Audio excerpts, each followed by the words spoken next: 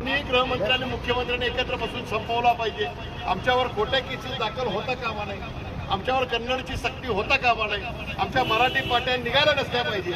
या सगळ्या गोष्टी आपल्याला करायसाठी मुख्यमंत्र्यांना भेटावं लागेल।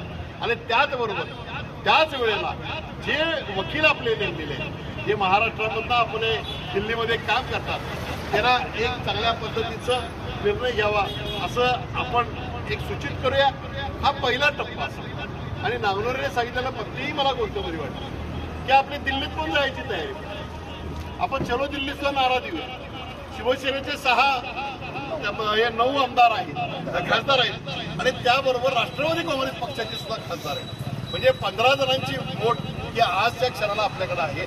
पण 15 मध्ये न होता मी छत्रपती शाहू महाराजांना त्याच्यामध्ये नेतृत्व करायला सांगितलं आणि महाराजांनी स्वतःच्या लेटरपॅडवर 48 खासदारांना पत्र द्यावं की तुम्ही बोट क्लबवर 1 दिवसाच्या धरण्या आंदोलनासाठी आमच्यावर यावे।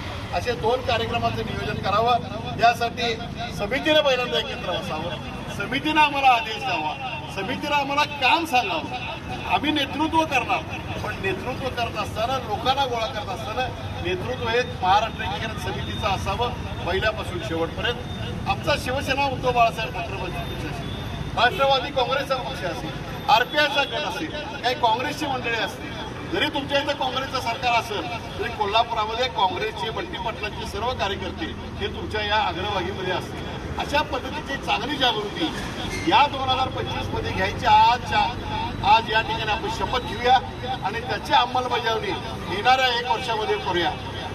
काय मिळणार आहे काय नाही आहे, पण आपण लढत राहूया। ही लढाई तेवत ठेवण्याचं काम आपलं आहे। आपली 4थी पिढी आहे। आता आमच्या पुढे न करता आम्हाला याचा काहीतरी निर्णय मिळावा अशी आपण सूक्ष्म भूमिका करूया।